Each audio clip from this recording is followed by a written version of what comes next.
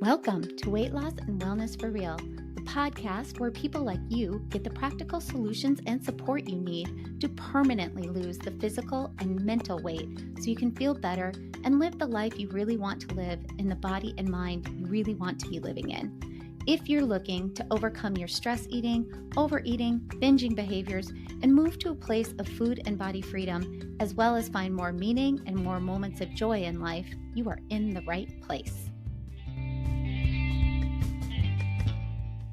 Hello, everyone. Thanks for being here and tuning in and listening. Just a quick reminder, you can head over to my website, heatherheynen.com. Heynen is spelled Heynen.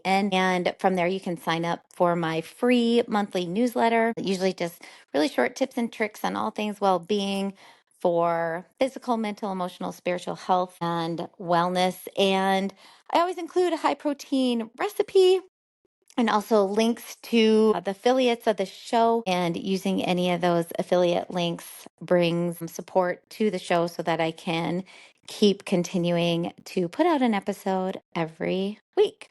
All right, moving on.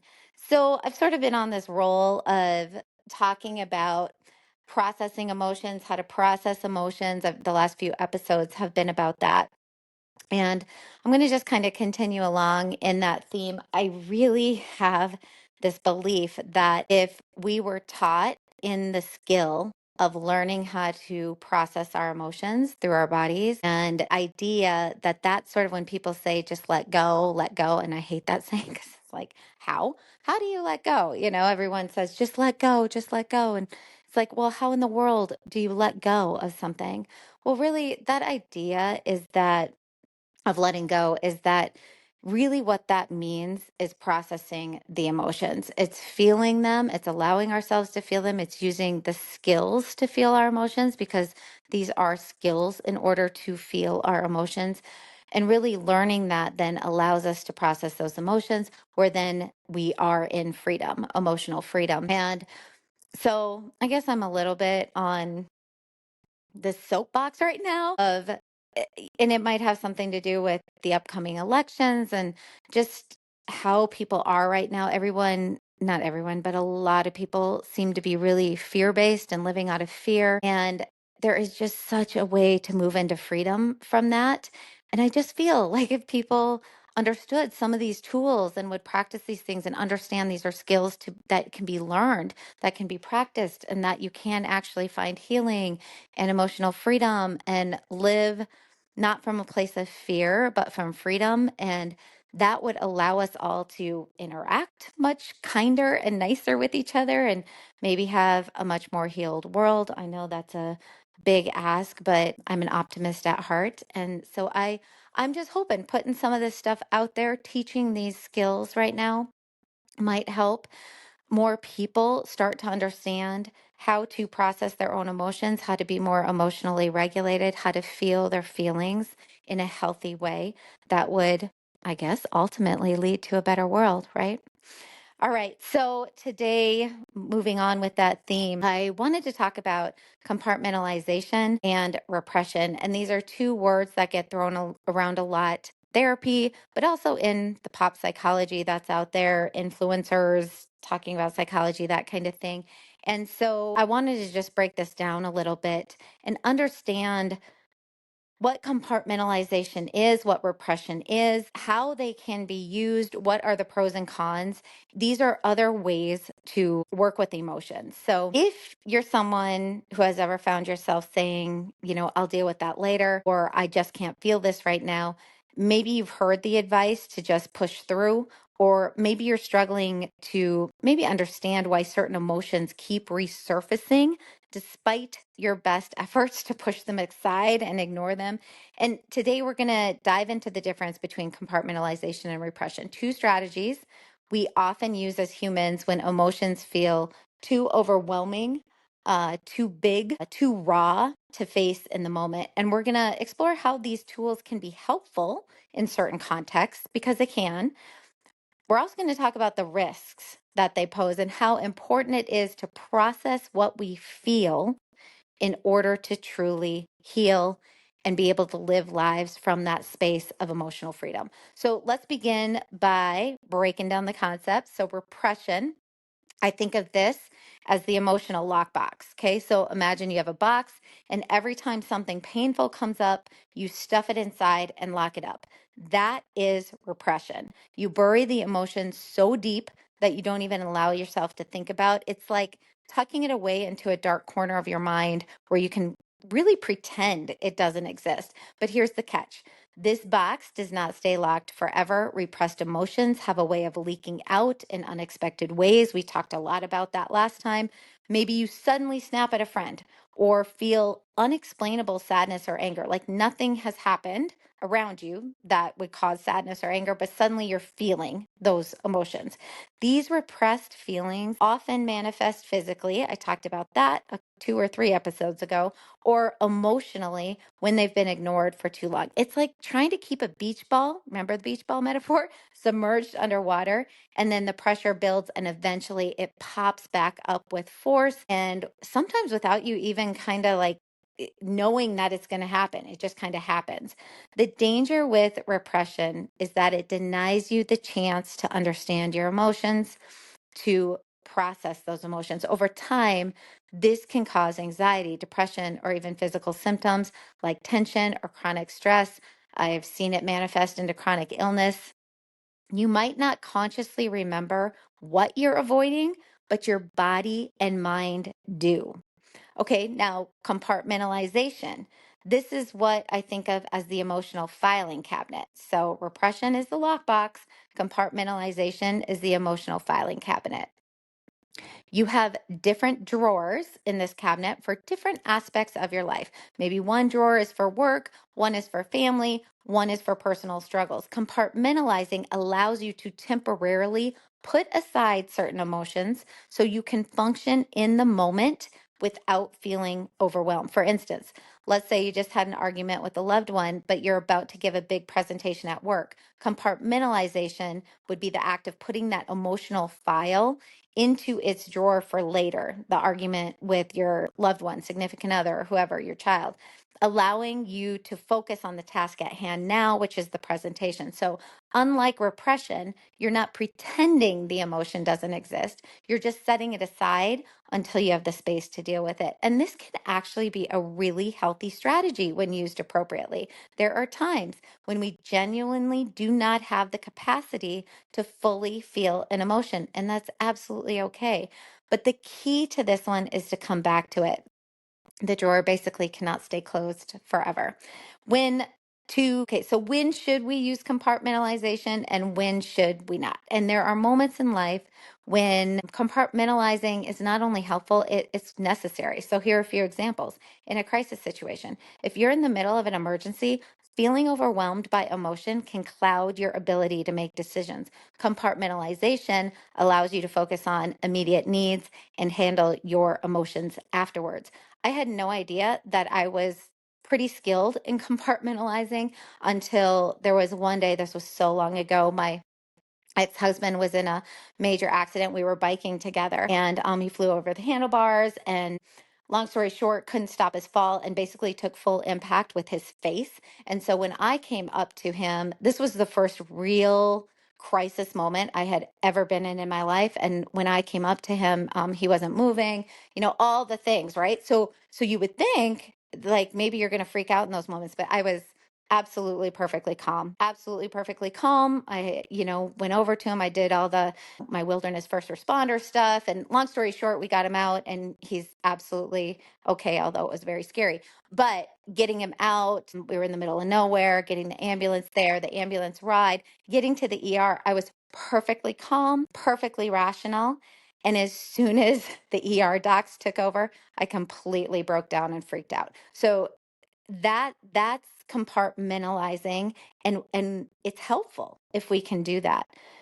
Okay, another area where it's helpful would be in professional settings. When you're in a job where you need to stay composed, like healthcare, it's like kind of like I was talking about, or customer service, you might need to put your personal emotions on pause. So it's not about denying them, it is about waiting until you're in a safe space to feel them. Another time you might use compartmentalization is for temporary relief. Sometimes emotions are too big for us to handle all at once, especially if you're a big feeler. I've talked about that. So putting them aside for a short time, getting skilled in compartmentalization really gives you the mental space to deal with them later when you're feeling more grounded, more ready. When I'm working with clients on this, I often instruct them to not work on not to not start to feel their feelings until they have the energy to do so, right? Until they're feeling more grounded. And this is why.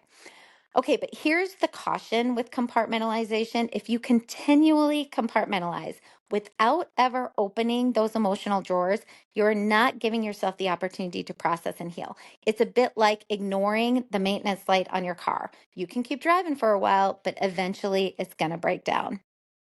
So the problems with compartmentalization is if it becomes a habit, it can lead to disconnection from your emotions. You might become so skilled at putting your feelings in separate drawers, in quotes, that you lose touch with what you're feeling altogether. And over time, this can lead to numbness where you start to wonder, why don't I feel joy like I used to? Or why can't I even cry, even though I know I'm sad?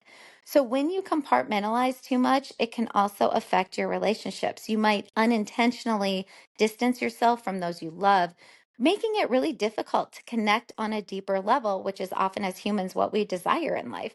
And this is because unresolved emotions create emotional barriers, whether or not you're conscious of them. All right, so let's talk more because I know this has been in the last episodes, but let's talk more about processing emotions. This is the path to healing. So now that we've talked about the risks of repression and over compartmentalizing, let's focus on the importance of processing emotions. Emotions are like messages, or I've used the word signals before. They are telling us something about our experiences, our needs, our values. Ignoring them or pushing them away really prevents us from learning and from healing. And processing does not always mean having a big emotional breakdown. Sometimes it's just taking small steps like journaling. I know I harped on it last time, I'm harping on it again. Hey everyone, just a real quick interruption. I'm really excited to tell you about PhysiVantage, a company I have used for years and years and who I have recently partnered with in an ambassadorship for the podcast. This is one of the highest quality supplement companies out there. And the best part is, I know the owner and his commitment to quality in his products. I actually interviewed the owner, Eric Hurst, on the podcast a while back, and you can hear him talk firsthand about his commitment to quality in episode, I think it was 171, if you're interested. Also, in that one, there was a ton you can learn about aging optimally and performing at your best. I think when people make the decision to add some supplements into their daily habits, they don't think often how important it is to know and vet the companies you are buying from.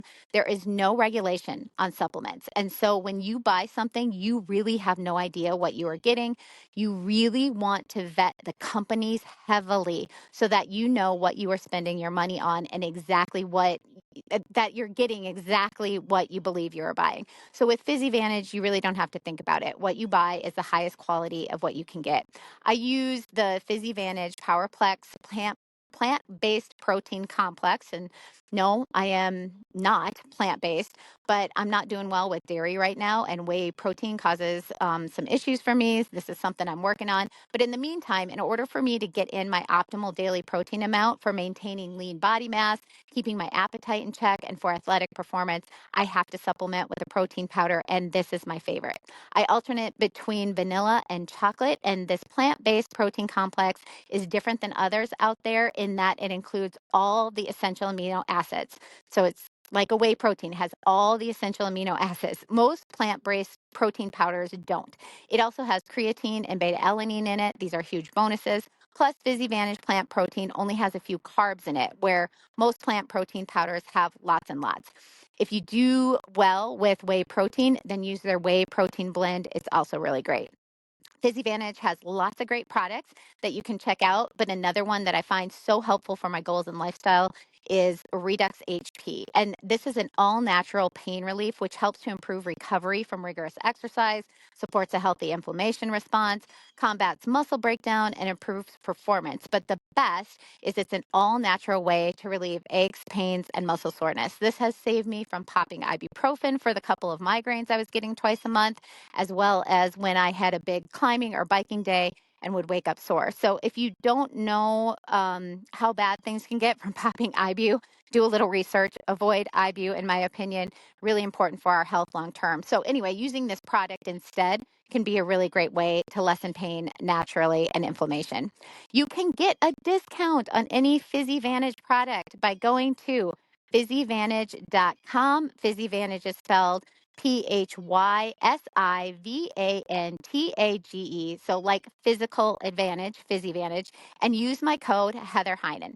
Capital HEATHER, capital HEYNEN, all one word, no spaces, Heather Heynen, and you will save some money on any product you choose. I also have a link in the episode description below that you can use.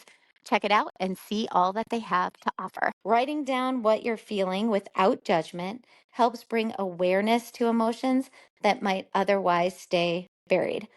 Talking it out. I know, again, we talked about this last time, but it's so important, you guys, whether it's with a friend, a therapist, a support group, talking about your feelings gives you a chance to hear yourself and gain new perspectives. Mindfulness or meditation.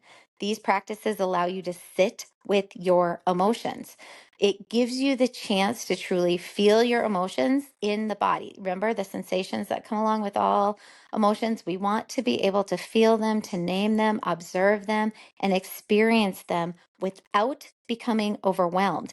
And mindfulness or meditation really trains our nervous system to be able to do this. That's kind of what mindfulness is all about. And then physical movement. So sometimes the body can process emotions before the mind can. I had an episode a while back on somatic therapy. So there's actual somatic therapy therapists. I use some somatic therapy in my practice. This is where we actually, instead of using our cognitions, our mind, we are actually using the body to process emotions because sometimes that's more helpful for some people in certain situations, and the body can do it before the mind can. So going for a walk, stretching, yoga can really help release emotions that have been stored up. If you've been compartmentalizing or repressing for a long time, I really just want to offer you some compassion and hope you will offer it to yourself. These strategies often develop as survival mechanisms, as protective mechanisms. Maybe you've been through situations where you didn't feel safe enough to process your emotions. You maybe grew up in a family like that. So you learned over time, I can't process my emotions because I'm not safe. And that is so valid. Really pushing them away might have been the only way to cope. You did what you had to do to get through. I just want to offer that healing is possible by gradually opening those emotional drawers, by giving yourself the space to feel. You can find relief and peace. It is not easy work and it takes time, but you really deserve that freedom. If you've had big trauma in your life, I would also recommend, obviously, I know I'm biased, but even if I wasn't a therapist, I'd be saying this, find a therapist to work with because sometimes these things are so huge, the trauma is so huge, it can become so overwhelming. And so working with someone trained in this can really help move you into healing. Okay, well, thanks for listening today. Remember, it is okay to compartmentalize when you need to, but it's just as important to return to those feelings when you're ready. Your emotions matter, and so does your healing. Thanks for listening. I appreciate you being here, and we will talk soon.